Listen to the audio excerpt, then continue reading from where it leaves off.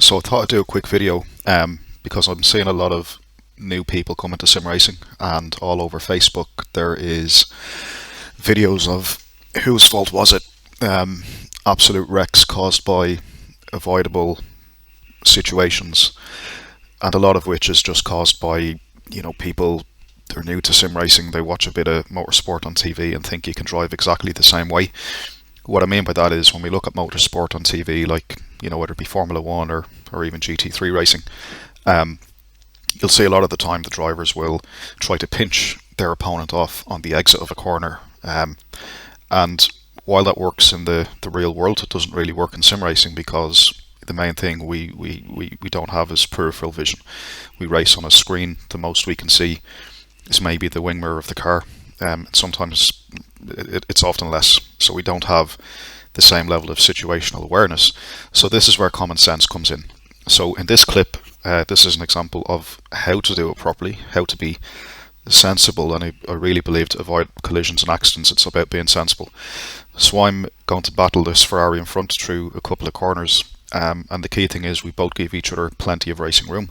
We're both respectful of where the opponent is going to be, and if I get the position, great. If I don't get the position, great. But we will battle, and we'll battle fairly. I'll roll the clip just to kind of give you my onboard view first of all. So coming around the outside, I'm starting to thinking I can go on the inside, get the draft, and then I'm just going to park it here. We're side by side. Now at this point, I have the inside line, and there's a couple of things that we can think of as let's say a new driver here. So because I have the inside line, I'm likely going to be compromised on the entry. So what some people might decide is, okay, I'll go deep and then run wide on the outside, effectively pinching off the Ferrari. But we don't actually do that. I'll play the clip and then we'll come back in a second.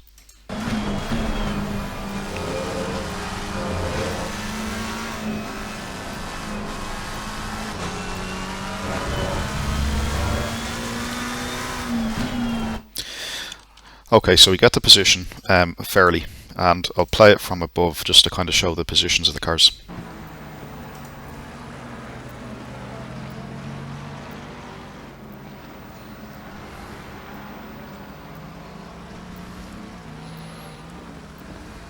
Okay, you get the idea. Now what I mean by the pinch is that what I can see is just in front of me. I cannot see the car on the left hand side. Now I do have the radar app running that Assetto Corsa has, so I would be aware, or I should be aware at least, the car's there.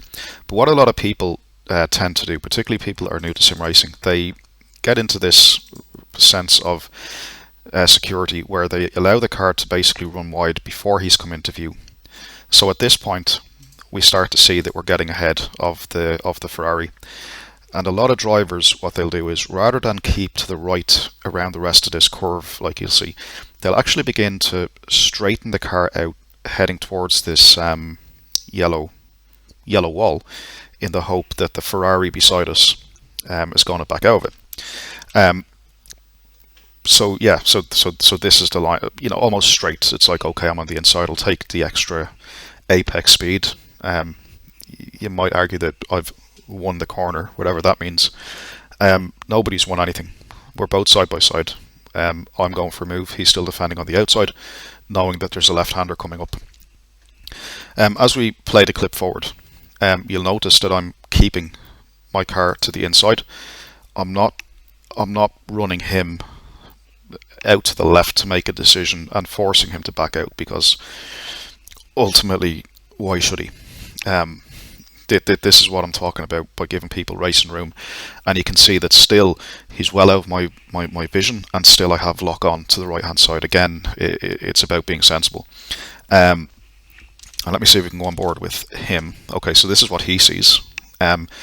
He's again sticking to some sort of a reasonable line.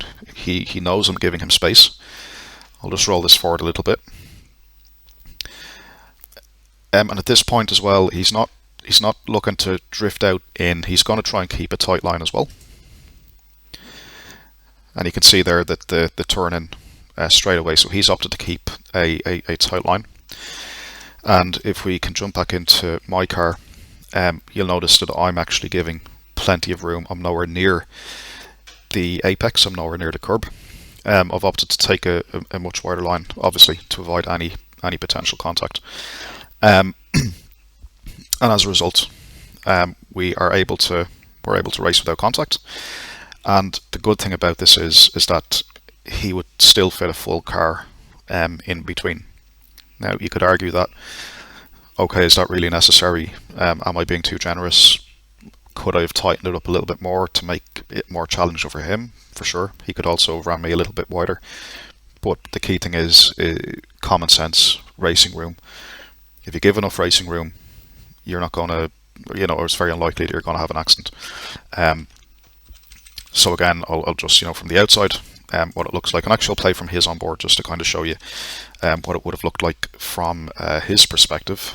So I'll just skip this forward a little. And this is his onboard, so what he would have seen.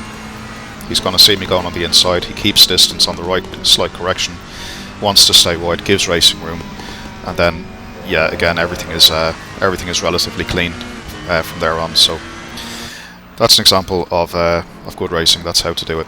Avoid accidents. We won't avoid accidents all the time, but yeah, certainly by racing like that, you stand a better chance not to get caught up and end a race. And then the inevitable, then the new guys, there's like a habit of these retaliation attacks that I've also seen a spike on lately, and I'll probably do a second or a separate video on that. But yeah, I'll leave this one here, guys. It's really just a few pointers for new people to sim racing, that you actually should be giving more racing room than compared to real life whenever possible.